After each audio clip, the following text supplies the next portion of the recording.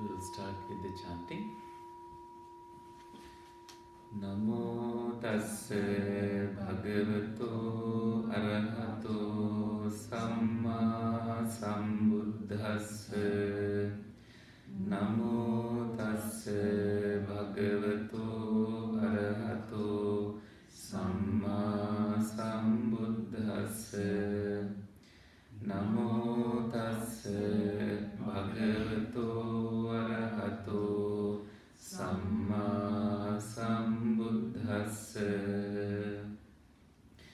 Buddhaṃ saranam gacchāmi, Dhammaṃ saranam gacchāmi, Sanghaṃ saranam gacchāmi, Dutiyampi buddhaṃ saranam gacchāmi, Dutiyampi dhammaṃ saranam gacchāmi, Dutiyampi sanghaṃ saranam gacchāmi, Tatiyampi buddhaṃ saranam gacchāmi, Tatiyampi dhammaṃ saranam gacchāmi, Tatiyampi sanghaṃ saranam gacchāmi. Pānāti pātā vēramani sikkhapadam samadhiyāmi. Adinādāna vēramani sikkhapadam samadhiyāmi. Kāmesu micchācārā vēramani sikkhapadam samadhiyāmi.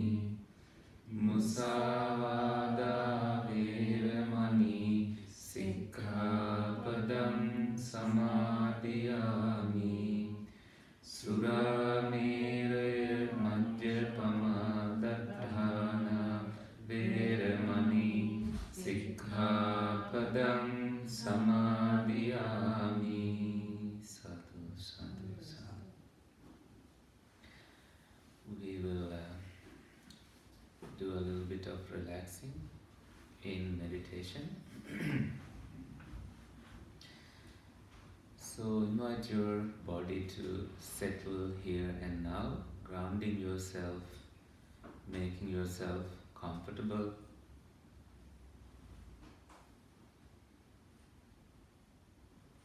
What is in the past belongs to the past. What is in the future belongs to the future.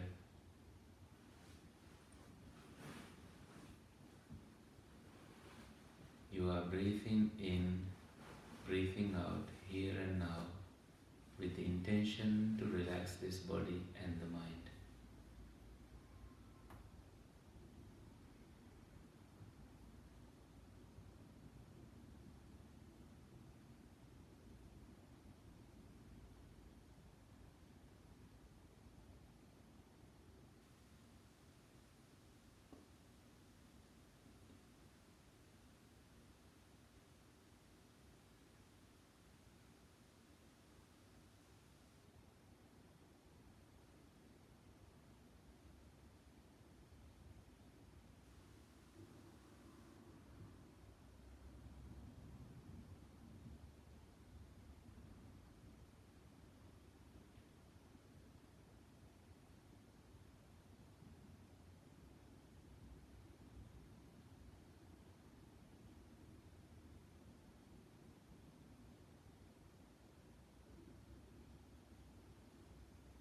With another breath, please relax and you may open your eyes.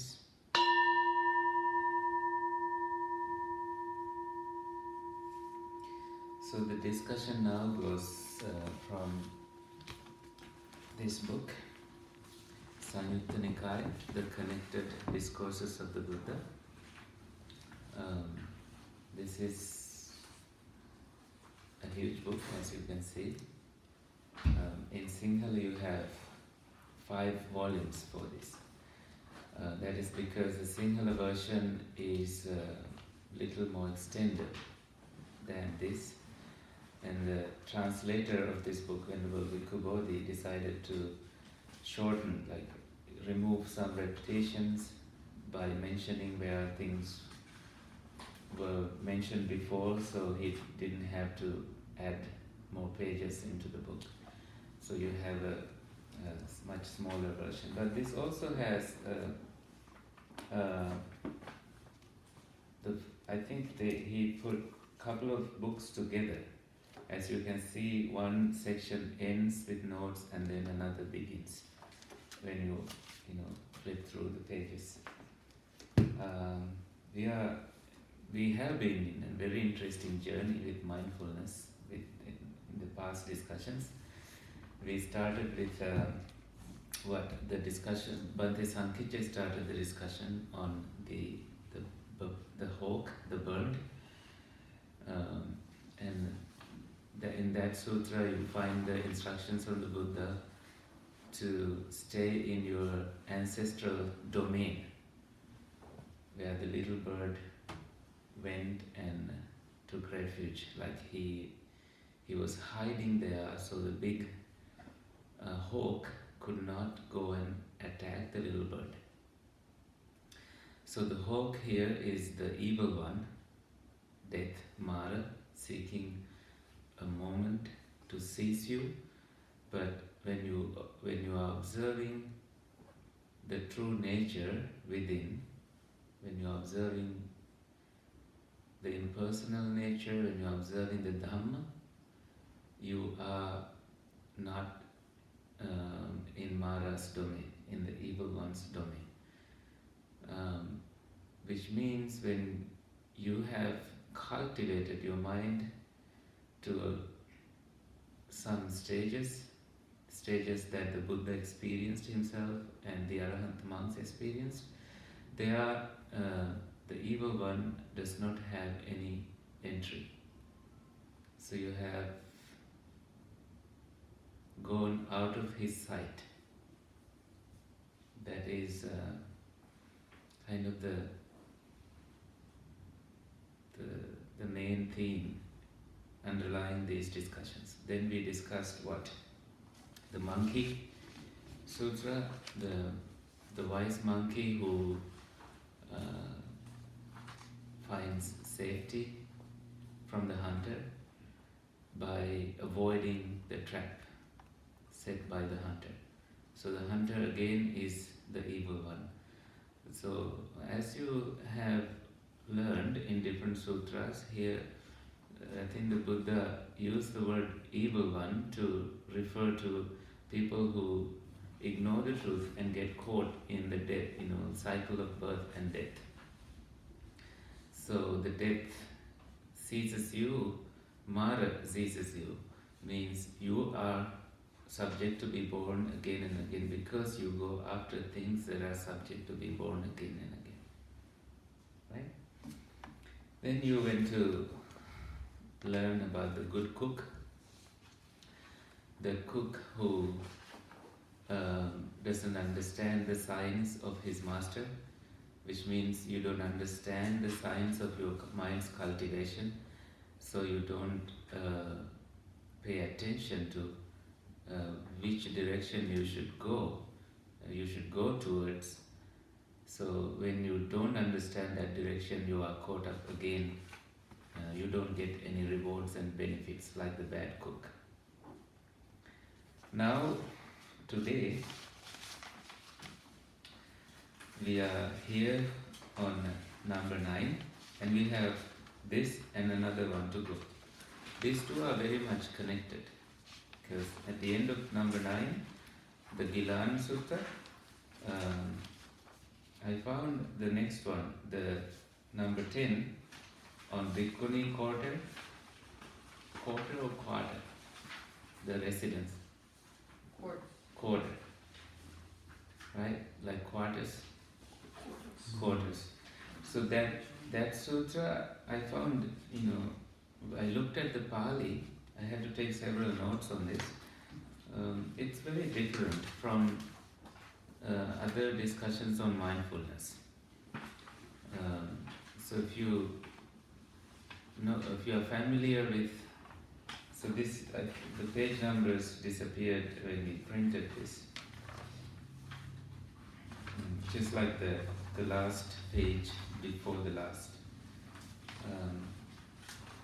We'll see if we can squeeze in the two sutras. I think we have about 4 pages to go. But every word here is very interesting, so we will find out. The sutra is on, is number 9. Did you all find number 9? Mm-hmm. Yeah? The ill means Gilāna, the sick. The person who is ill here is the Buddha. Thus have I heard on one occasion. So, thus have I heard, you have a footnote. I went to the footnote and found out that this is the 10th month before the demise of the Buddha, before his final passing away. So he was ill 10 months before. This section is also recorded in the Mahaparinibbana Sutta. That is found not here, but in the long discourses, the collection of 38 sutras that are long, where the Buddha's journey towards the place where he passed away and the stories around that is recorded. So we'll do that, but we may need about a month to complete that whole story. It's very long. But this section that we are going to read is also, somewhat covered in that sutra. On one occasion, the Blessed One was dwelling at Vesali in Beluragama. So Beluragama is Belithinagama, the place where the bilva fruit is found. It's like a hardwood fruit. Not a fruit, it's not sweet. But it's very medicinal and people love it. It's good for different things. Popular in Asia, not found here. It's like wood apple, if you know wood apple. It's not, it's hard shelled. Inside you have a gluey, fruity thing that you can eat, or you can boil the whole thing and drink the water of it. But somehow they say it has a cooling effect to the body. There the Blessed One addressed the monks thus. Come monks, enter upon the reigns where you have friends, acquaintances and intimates in the vicinity of Vesali. So it's about this time the Buddha is addressing these monks. So next month is the time to enter into reigns. For 3 months, monks abstain from long travels, means we don't travel more than 6 days outside our residence. If we leave the premises, that should be for some unavoidable reason, something like a flooded area or some, you are vulnerable to some disease or something. Then only you leave it for good. Other than that, the advice of the Buddha is to stay in one place, especially during the rainy season. In monsoon season, that is when new creatures, come out from the soil, like worms, and you walk over them and you kill them, and new sprouts come off the ground, and so there was a lot of pressure, because many recluses those days who were not Buddhists abstained from traveling. But monks continued traveling, getting wet in the rain and going through a lot of hardships. When it rains, not like in Michigan, in India, a lot of thunderstorms and thunderbolts you see, and it's frightening. When I was in Sri Lanka this time, I could feel the difference. Like you feel like those thunderbolts are just happening outside your ear, I don't see that here in Michigan. So I think you find it in places like California when it rains, if it rains in California. So because of that, Buddha advised all the monks to also stay in one place for 3 months. So this is how he addressed the monks. Come monks, enter upon the reins wherever you have friends. Like go to wherever you have friends, people that you know of, or intimates, like people you share meals with, sort of like the sambhattam is the Pali word for that. So there can be two kinds of friends, like sanditta, like acquaintances, the people that you know of, like we all, and sambhatta, the ones that you share bhatta, the food with. So kind of like you are very close to them. I myself will enter upon the reins right here in Beluagamaka, in this village itself I will stay. So Ananda says, yes, Venerable Sir, those bhikkhus replied, and they entered upon the reins there. Then, when the Blessed One had entered upon the reins, a severe illness arose in him. Karo abado upaji, like very severe abado upaji, illness arose in him.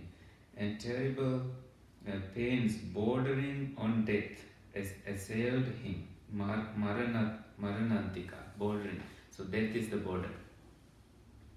With this kind of illness, you die. But the Blessed One endured that pain, mindful and clearly comprehending without becoming distressed. It's very hard to do that when you are severely ill, there's a lot of pain and the body is not coping with you. But now, in this situation, the Buddha was mindful and he did not become distressed with the signals that his body sent to him. Then the thought occurred to the Blessed One, it is not proper for me to attain final Nibbana. What is this final Nibbana? Means he has already attained Nibbana, he became the Buddha. But there is residue, that he lives in this body. He has to leave this body and he no longer exists. Unlike in some Buddhist traditions, they say Buddha exists in the Pure Land. But this is like final Nibbana, final like blowing off the candle. No light can be seen afterwards, no existence. When the ingredients that support the burning of the components that support the burning of a flame disappear, the flame itself disappears, like oxygen, oil, the wick and stuff. It's just like that. Yathayam padipo, just like a lamp, just like this lamp. Okay, so so it's not proper for me to attain final Nibbana, it's not proper for me to die without having addressed my attendants. And so now attendants is in plural. Only Ananda was the attendant at that time, but there have been many attendants to the Buddha. Sariputta was the attendant one time. And without taking leave of the Bhikkhu Sangha, means the community of monks. Let me then suppress this illness by means of energy, viriyena, by means of energy, and live on, having resolved upon the life formation, jivita sankharam, life formation. So, what is life formation? He adds a footnote, says life itself, not letting the body fail. Not letting the body fail. So you maintain this body without letting it fail. You can die, you can just let it die, or you can just somehow make an effort to continue living. Like today morning, as I saw this news anchor, Anderson Cooper's mom, Gloria Vanderbilt, I think, I'm not sure if I said the name correctly, she passed away. saw this video, of her in that Anderson Cooper said, of course she wanted to live few more days or few more weeks to finish the paintings she started, but she was also ready to go. I mean, this is again an adult. She was 94, I think, or 95 or something. Yeah. But so here the Buddha is 80. He's 80 years old, according to the commentary, not found here. So he didn't let the body fail. He continued staying. The Blessed One then recovered from that illness. Soon after he had recovered, he came out from his dwelling and sat down in the seat and had seat that had been prepared in the shade behind the dwelling. The Venerable Ananda then approached the Blessed One, paid homage to him, sat down to one side, and said to him, "It's splendid, Venerable Sir, that the Blessed One is bearing up." So the word for splendid is ditto, like lucky. It's good to see that you are doing well, that kind of a statement. Splendid that he has recovered. But Venerable Sir, when the Blessed One was ill, now Ananda was upset. My body seemed as if it were drugged. When someone is drugged, they walk like a zombie, so Ananda didn't know which direction to go. He had a lot of attachment towards the Buddha. He wasn't enlightened fully, so he was still yet to finish his practice. He was busy attending the Buddha. I had become disoriented. The teachings were not clear to me. So whatever the Buddha said as teachings wasn't clear to him, because he knew now the Buddha is reaching to an end. Nevertheless, I had this much consolation, means I had ashvasya, little consolation, that the Blessed One would not attain final Nibbana without having made some pronouncement concerning the Bhikkhu Sangha. So without telling the monks what to do, I thought, you will not pass away. I had become disoriented. In Pali, disachame napakhasanti. I cannot see the directions, not sure whether I am going to south or north. That kind of a lost mind. Now the Buddha asked this interesting question, what do you expect from me? See, in the next page.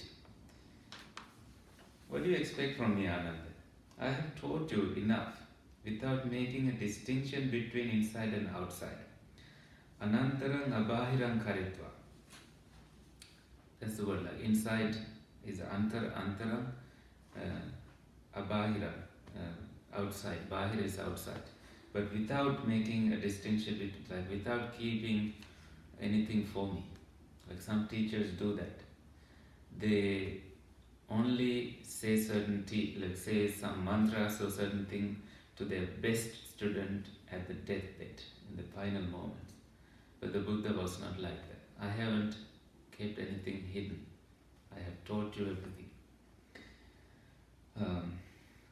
So no respect to either, dharma or persons, like not hiding anything about people or teachings.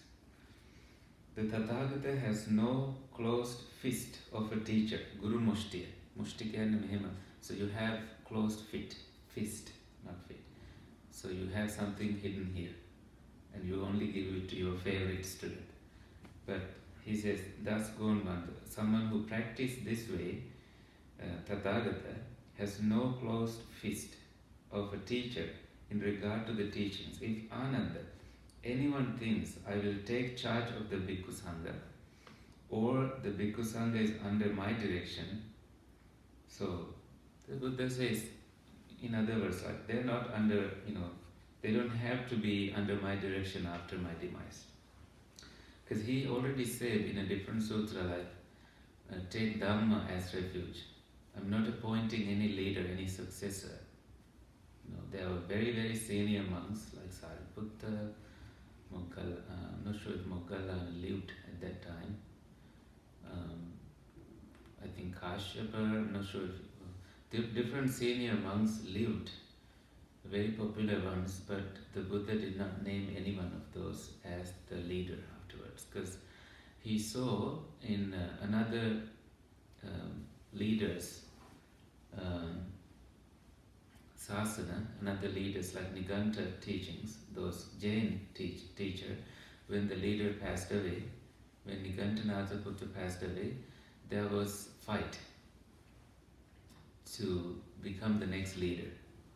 Like when if Pope passed away, that there can be a fight who will be the, I don't see a fight, but like when Dalai Lama passed away, like there can be some fight, like I will be the next Dalai Lama, that kind of. But the Buddha said, teachings is the leader, and your discipline is the leader, not any of those senior monks. So that's a very, very, good thing to do. So he didn't want any fight. I will, if anyone thinks, I will take charge of the Bhikkhu Sangha, or the Bhikkhu Sangha is under my direction, it is he who should make some pronouncement concerning the Bhikkhu Sangha. If anyone thought that I am the leader and so and so is the leader, they should make that pronouncement. But Ananda, it does not occur to me, I will take charge of the monks, or monks is under my direction. So why should why should I make some pronouncement concerning the monks? Now I am old, Ananda, aged, burdened with years, advanced in life, come to the last stage. My age is now turning 80. Oh yeah, it is mentioned here. Maybe he was 79 or something. Just as because 10 months into passing away. So it seems the body of the Tathagata keeps going by a combination of straps, which again says two things. Because Ananda is said, according to commentaries, Ananda is said to have been born just when the Bodhisattva, the Buddha to be, was born. But why did then the Buddha has to explain about things about old age to Ananda if they were in the same age, right? I don't know. Maybe Ananda was strong, not the Buddha, and was strong by by attending the Buddha. Maybe he made his body fit by walking more than what Buddha did. I don't know. But again, another thing that this says is that combination of straps, like a cart, like a car, when something is broken, you put tape on that glass, or you hide it, or you hide that dent, or just like you somehow pull it together just to continue the journey. It's that meaning. Whenever Ananda, by non-attention, so now here he teaches something very, very deep, like what he did for his meditation. Whenever by non-attention to all signs and by the cessation of certain feelings, so non-attention to all signs, sabba nimittang amanasikara. So manasikara means thinking, paying attention, but amanasikara, not paying attention to sabba nimitta, all the signs. So what signs? No. That didn't occur to me though. So any sign that the mind tells. Well, let's read first. So maybe I'm biased because I read it first. Whenever, by non-attention to all signs, by the cessation of certain feelings, the Buddha enters and dwells in the signless concentration of mind. On that occasion, Ananda, the body of the Buddha is more comfortable. So, yeah, you can say the sign of death there, right? Or any thoughts, or anything to think about. So, like sign of feeling sick, pains, perceptions. Whenever by non-attention to all the signs, by the cessation of certain feelings, especially not paying attention to certain feelings like uncomfortable ones or comfortable ones or whatever, the Buddha enters and dwells in the signless concentration of mind. Mind is concentrated and signless. So the word for signless concentration is animitta ceto samadhi. So deeper, not ceto vimutti. Ceto vimutti is freedom of the mind, but ceto samadhi is a concentration, like tranquilized, deeper stage where you can go and hide from the body. So what's the difference between? So ceto vimutti is just you observe, but still you are within the body. That's how I get it. Ceto samadhi is going like that. There's a footnote on that. Like you go even further within the samadhi, within the state that you developed with the meditation. Ceto vimutti is just no thoughts, but can have perceptions, can have feelings. Yeah, so can have stuff, but no thoughts. Here, Ceto Samadhi is like you don't even, so your mind is in Samadhi. No, nothing bothers it. Nothing shakes the mind. That's how I understand. Okay. On that occasion, the body of the Tathagata is more comfortable. Phasukaro, phasui to the body. Therefore, Ananda, so he is now telling Ananda, dwell with yourselves as your own island. Make yourself as an island, with yourselves as your own refuge. Atta Deepa Viharata, Atta Sarana. With no other refuge. Ananya Sarana. Dwell with the Dhamma as your island. Dhamma Deepa Viharata. With the Dhamma as your refuge. Dhamma Sarana. With no other refuge. Ananya Sarana. And how? Ananda, you dwell with yourself as your own island, your own refuge, and no other refuge. With the Dhamma as his island, with the Dhamma as his refuge, with no other refuge. Here, Ananda, you dwell contemplating that. So he now illustrates the 4 Satipatthanas. What are the 4 Satipatthanas? Body, feeling, mind, and dhammas. I'm very happy. When you have learned, did you learn that from these discussions or from before? I was familiar before. You were familiar before. Because we want to see the progress of you all learning from these. I think we clearly see the progress, but I'm happy when you answer.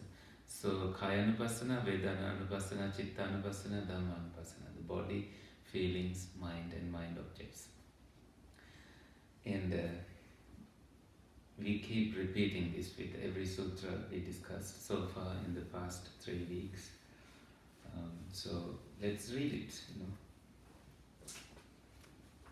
Here Ananda, a monk, dwells contemplating the body in the body, Kaya Kayanupassaya Viharati, ardent, atapi, clearly comprehending, sampajano, mindful, satima, having removed covetousness and displeasure in regard to the world, vinaya loke avijja domanasa. He dwells contemplating feelings in feelings, mind in mind, phenomena in phenomena, dhamma in dhamma. Ardent, clearly comprehending, mindful, having removed covetousness and displeasure in regard to the world. So, do you have any questions with that section? Do you want me to expand that section? Or is it self-explanatory? The last section of page 1637. 1637. Good? Okay. Those monks, Ananda, either now or after I am gone, so the Buddha says, I will go, who dwell with themselves as their own island, with themselves as their own refuge, with no other refuge, with the Dhamma as their island, with the Dhamma as their refuge, with no other refuge. It is these monks, Ananda, who will be for me topmost of those keen on the training. Tamagge bhavisyati sikkakama. Among those who are willing to be trained, they are the topmost. Who? Anyone who takes teachings as a refuge, anyone who takes yourself as a refuge for understanding the teachings. Okay. Anyone, you take Dhamma as their island, or you yourself as your own island. No other help needed. So, shall we continue to the next one? Yes. So we can see that we can, Then in the morning, Venerable Ananda, this is called Bhikkhunupassaya Sutra, the residence of Bhikkhunis, residence of nuns, not monks. Then in the morning, Venerable Ananda, dressed and taking bowl and robe, he approached the Bhikkhunis' quarters and sat down in the appointed seat. Then a number of Bhikkhunis approached the Venerable Ananda, paid homage to him, and sat down to one side and said to him, "Here, Venerable Ananda, some of us, dwelling with their minds well established in the four establishments of mindfulness, Satara Satipatthana, perceive successively loftier stages of distinction. Ularang Pubbenaparang Visesang Sanjananti." That's the Pali. Perceive successively loftier stages of distinction here means go from first jhana and then to loftier place, to the second jhana, to the third jhana, and so on. So you go further and further when you are advancing in your practice. So it is, sisters, so it is. It may be expected of anyone, sisters, whether bhikkhu or bhikkhuni who dwells with a mind well established in the four establishments of mindfulness, that such a one will perceive successively loftier stages of distinction. So he is allowed to teach the nuns, so he is doing that. Then Venerable Ananda instructed, exhorted, inspired and gladdened those nuns with a Dhamma talk, after which he rose from his seat and left. Then he walked for food in Savatthi. When he had returned from the alms round, after his meal, so the word here is alms round, not, some people use arms round, just like you are gathering arms, like gathering weapons. No, alms, A-L-M-S here, food. After his meal, he approached the Blessed One, he paid homage to him and sat down to one side and reported all that happened. So when he reported that, Buddha says, "So it is, Ananda, so it is. It may be expected of anyone, Ananda, whether bhikkhu or bhikkhuni who dwells with a mind well established in the four establishments of mindfulness, that such a one will perceive successively loftier stages of distinction." When you practice the four stages of mindfulness, you go deeper and deeper and deeper. What for? So Buddha is again teaching. Here Ananda, a monk, dwells contemplating the body in the body. So now you learn the four stages. So Kaya Kayanupassaya Viharati. So this is how you stay dwelling in the four stages of contemplation. The first one is dwells contemplating the body in the body. Contemplating is Anupassaya, observing the body within this body. You can do it outside the body, but within. Ardent, clearly comprehending, mindful, having removed covetousness and displeasure in regard to the world. Now, pay attention to these words. These I always emphasize as very, very important words. Before you do your practice, you have to have these, like qualifications for your practice. Before you go to school, before you go to college, you have to have high school. It's just like that. Before you start establishing mindfulness, before you start cultivating your mind, you have to have these qualifications. Just count them, like ardent, number 1, clearly comprehending, number 2, mindful, number 3, having removed covetousness and displeasure in regard to the world, number 4. These 4 qualifications are a must for you to go deeper in your practice. Okay? So, what is ardent? Very motivated. Very motivated. Very motivated towards what? That I'm gonna do this. Kind of a motivation. And then, next one, clearly comprehending. What does that mean? Clearly understanding. Clearly understanding. Clearly understanding what? Anything that arises and passes away, you are very, very clearly observing. Not getting involved, but observing. You can get involved because you have the illusory self to act upon things, or you can the illusory self can step away, step out, and become the observer as to what arises and passes away. Many things arise and pass away, many thoughts, right? Many thoughts, many feelings. You have to observe feelings, you have to have the awareness of the feelings.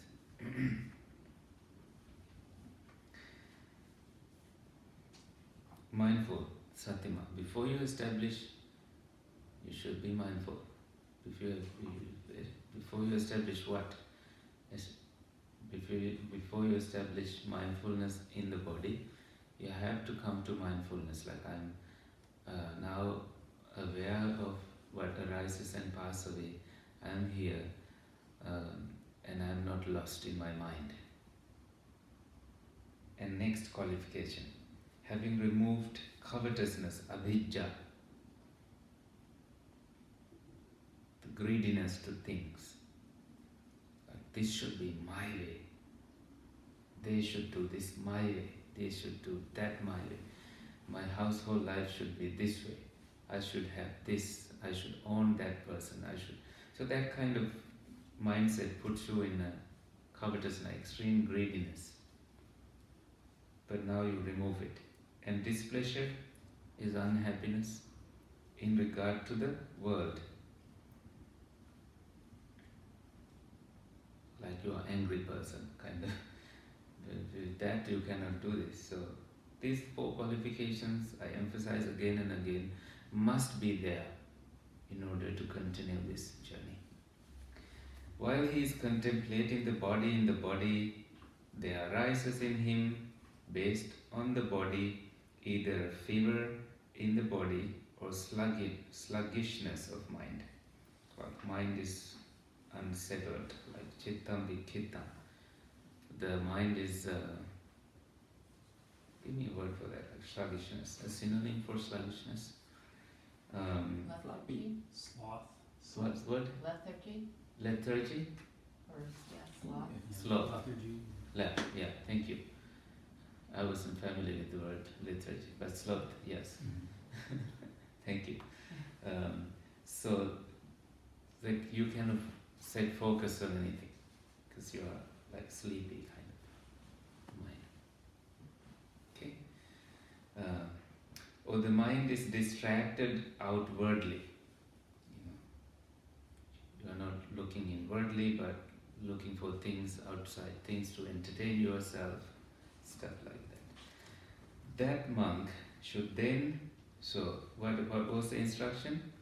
While he is contemplating the body in the body, there arises in him, based on the body, either a fever or in the body or sluggishness of the mind, like some tiresome feeling of the body or some sluggishness of the mind, or you get distracted outside. Then you should direct his mind towards some inspiring sign to re-inspire yourself. rekindle your passion, you direct your mind to something that inspires you, like thinking about the Buddha, thinking about something that is helpful, like someone who is practicing ardently, that inspires you. Someone who in something that taught you, like someone's advice to you, like do this or else you will regret it later, kind of an instructions. When he directs his mind towards some inspiring sign, gladness is born. Like pamojja, pramode, upadina, gladness is born. When he is gladdened, rapture is born, preeti, joy, happiness is born. When the mind is uplifted by rapture, your mind is now uplifted by this practice you did, not from any ordinary thing in the life, not by sexual indulging or not anything like that. But now this happened because of your practice, because of your leaving of outside distractions. The body becomes tranquil, kayo pasambati. The body starts to settle. One tranquil in body experiences happiness. When you are tranquil in body, you are happy. The mind of one who is happy becomes concentrated. He reflects this way: the purpose for the sake of which I directed my mind has been achieved. So I had a purpose, now I have achieved it. What was the purpose? Your body and the mind now became concentrated. Let me now withdraw it. Handadani patasanharami. So he withdraws the mind, the explanation comes, and does not think or examine. So he is now freeing his mind. His mind experienced whatever he experienced up to this level. Now he is freeing his mind. How does he do that? By doing this. He understands without thought and examination. So I'm not going to examine any further. I'm not going to settle my mind on joy or gladdening or anything. I'm just releasing my mind from such experiences. This is an instruction, like don't be attached to that joy, don't be attached to that happiness that arises. Like don't be permanently attached, but you recognize it. It's important you recognize it. If you don't, you are lost. And internally mindful, I'm happy. So he's still happy, Avitakkhom hi avicharo ajjattan satima sukhamasmiti. Internally I'm happy. So not with those conditions that arose before, but again you are happy where you are, that you progressed so far in this practice. So then the next section, Vedanānupassana, the second establishment of mindfulness. Again, the monk dwells contemplating feelings in feelings. So what feelings? Pleasant feelings, painful feelings, neither painful nor pleasant feelings. Mind in mind, chitte chittānupassaya, like when lust arises, your mind is lustful, and you make sure this is how it arose, this is how it disappears, and what you're supposed to do in order for it to permanently disappear. But not setting your focus in that. Simple. And then, last thing, phenomena in phenomena, dhamme dhammanupassaya, like hindrances as phenomena. Can you name the 5 hindrances for me?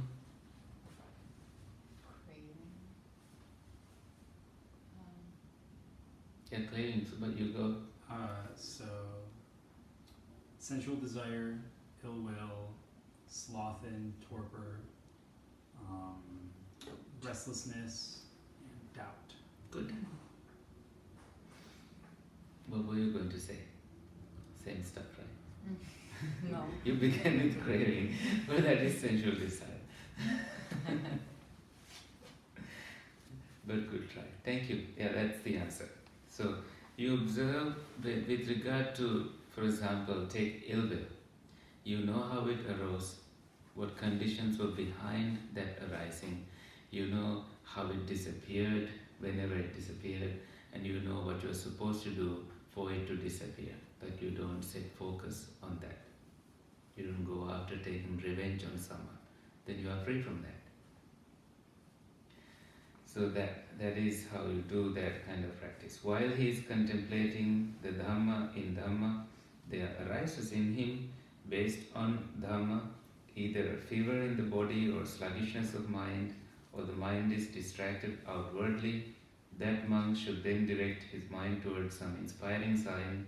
When he directs his mind towards some inspiring sign, so and so he understands without thought and examination, internally mindful and happy.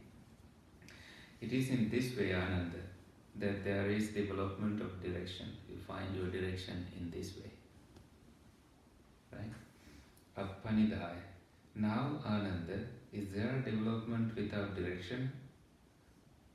Not directing his mind outwardly, a monk understands my mind is not directed outwardsly. So what is this question like? Is there a development without direction? Not directing his mind outwardly seems like a good thing. You don't direct your mind outwardly. A monk understands my mind is not directed outwardly. Then he understands it is unconstricted after and before. So, atta pacha pure asankhita, unconstricted, like not. Asankhitan is the Pali word for that. So after and before, pacha is after, before is pure. So it's not built upon the past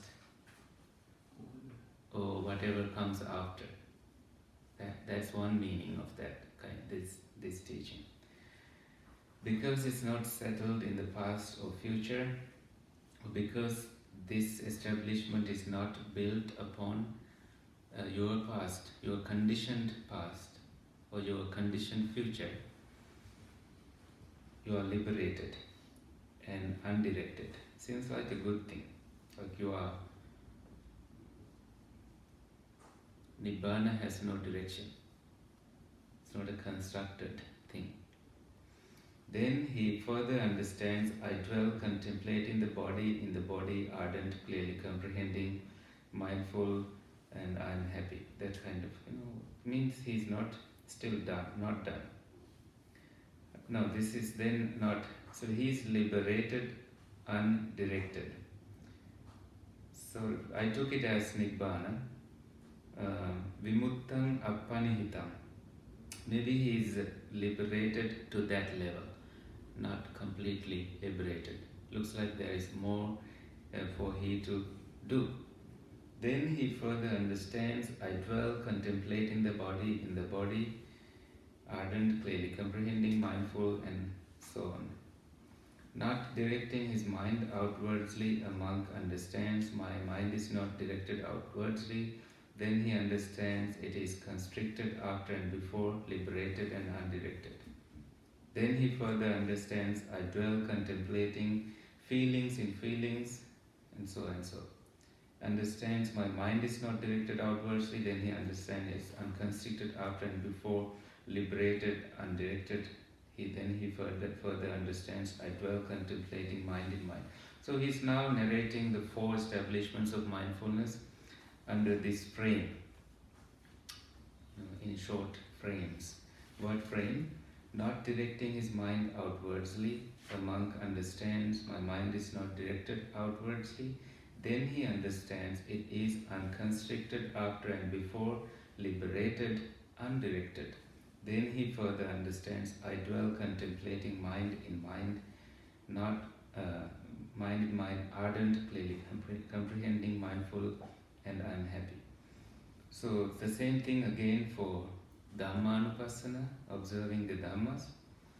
And then the Buddha says simply, it is in this way, Ananda, and there is development without direction. That there is development without direction. So, looks like development without direction here refers to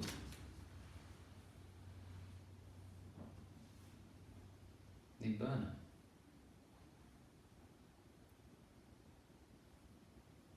It looks like he's giving directions, right?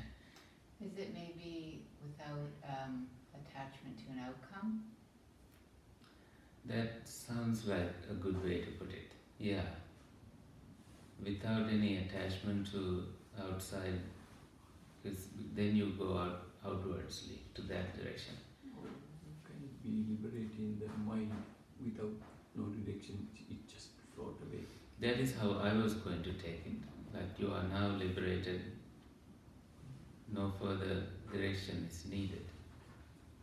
Just the soul, let go. But both are correct.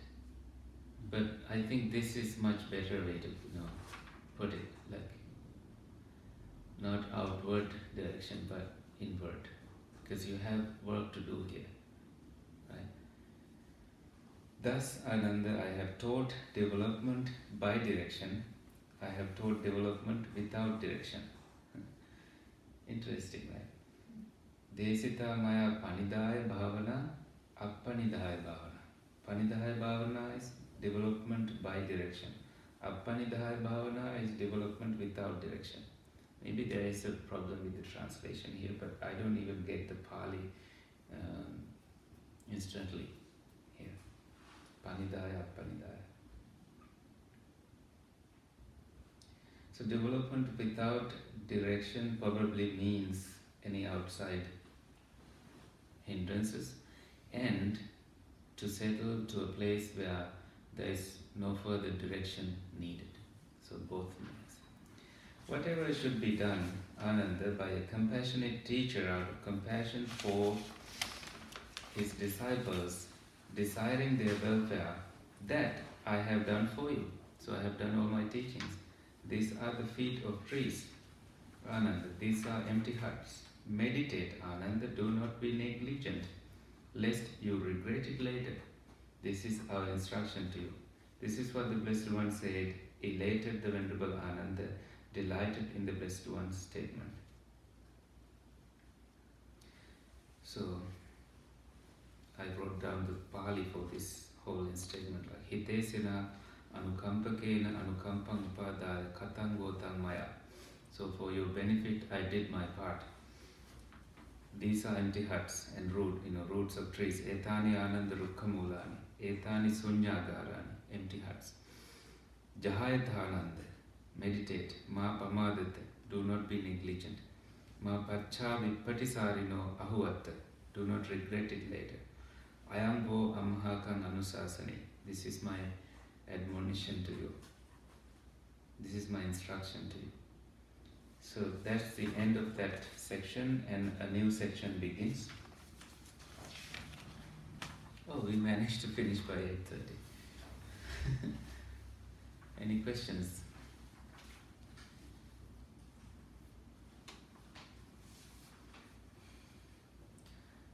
So I feel like we are, although the translator didn't want to repeat many stuff, again we seem to repeat things again and again in these discussions. Because whenever this happens, whenever you begin reading the sutras, you're like, oh, I have heard this before, I have heard that part before. So is it different? Is that because there are different ways to teach the same thing or different occasions? I think somehow the origin story is different, but when the Buddha begins teaching, it seems like he instructs the same thing to monks. Like he's like, this is all you need, no further instructions needed. And Ananda must have heard it like millions times from the Buddha. But probably there were new monks waiting for instructions. So for them, they needed teachings, and therefore he taught these things. But these are like stop phrases. The Buddha only needs to begin, and then everybody, all those who have heard it before, knows what is to come. Well, this is also a way they taught at that time, for so monks can remember and practice. They didn't want to change the words because there was nothing in written. So monks had to remember, and if you remember in a certain order, rhetorically, you can remember it, memorize it, and then when you meditate, you are like, okay, now the voice of the Buddha comes to your mind. That's what I try to do. I go to Pali, and what gladdens me is to remember the Pali, as the Buddha says, and that helps me to, like, oh, now this may be how the Buddha taught this to monks those days, and let me also listen to that voice, because that may help me. Okay, for next week, because this is the month of full moon of Poson, the month when, on this full moon day, Arahant Mahinda brought Buddhism to Sri Lanka, and to convert, not really convert, like to teach Buddhism from scratch to the king and his retinue. He taught the Elephant Footprint Sutra. I think we should discuss that. And I want people to know that when you learn just that, you learn everything about Buddhism. So please come next week. Yeah. I actually had a couple questions about the sutra. If it's not Go too ahead. late. No, not too late. And anyone is now free to leave if you want to. But you go ahead. Okay, so my first question is, in the section where it mentions, while he is contemplating the body, in the body, there arises in him, based on the body, either a fever of the body or sluggishness of the mind. Is the word fever there to be taken as like an agitation? Tiresomeness. Like some... so there is a footnote to that, in which it says when you do breathing meditation, your body settles comfortably, but when you choose some other meditations like observing the 4 elements, looks like you tend to feel tired more. It's only today I learned that part, but that's based on a commentary. But now this is not commentary, this is direct in the canon, right? Mm-hmm. So as I understand, this is because when you continue on observing something, your body gets tired, like meditation tiredness. Okay. Not tired because you are pulling dogs out from someplace. Okay, I think I understand. Yeah. Okay, and then my second question is about the development by direction and without direction. So when I read this sutra, I get the impression that the Buddha is teaching 2 different ways of developing mindfulness. One with direction, as in a step-by-step process, and the second being a more intuitive process, where you establish mindfulness in the body, and things kind of work themselves out to a certain degree. That's Just through watching. Why didn't you say that earlier? Well, you mentioned development without direction as being related to nibbana, and that got me thinking. I got a little confused. Me too. Okay. Oh, you was confused. That's why I was asking that from you all, because I wasn't getting it completely as I was reading it. Okay. So I was going in different directions, trying to find a way to interpret that. Okay. So but I think that's good. He's teaching 2 different ways to practice mindfulness. One is with direction, one is without direction. And the one without direction is intuitive. But who knows what he really meant? Might it be for different, maybe, I don't know how to say it, personality styles? Maybe somebody is more, takes more to one than the other. That could be, yeah. Different persons need different instructions, and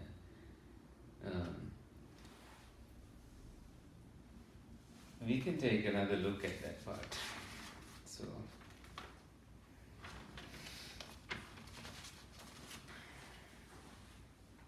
if you go to the end of page 1639, and so there is development by direction, but before that was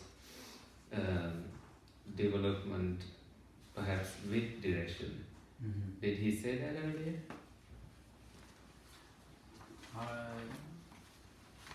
Yeah, so right before footnote 157, it is in such a way, Nanda, that there's development bidirectional.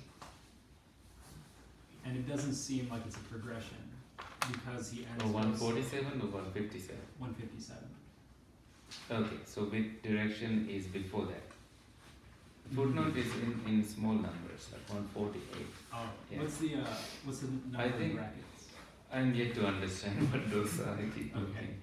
One time I figured it out, but that was several years ago. But now I have to still keep trying to find it. Yeah, it seems that he ends both sections with, he understands without thought and examination, internally minded, I am happy. Yes. So there doesn't seem to be a progression between the two. They seem to be two separate. Do you think they both lead to the same place?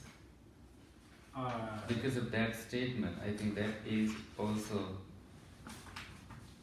because mindful and happy, internally mindful and happy, right?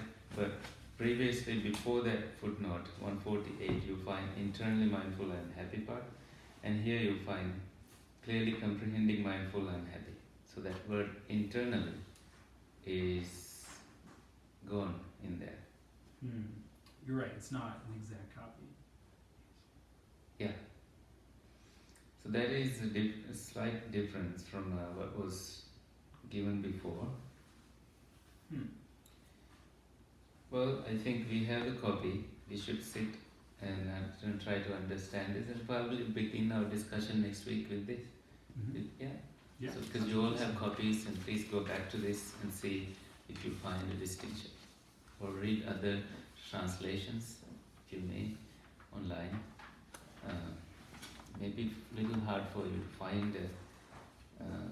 Try Gilāna Sutta, like Gilāna Sutta. So you will find Pali and English, but go to English there. Okay, so happy meditation. Thank you for coming. Please stop the video. Can you stop the video?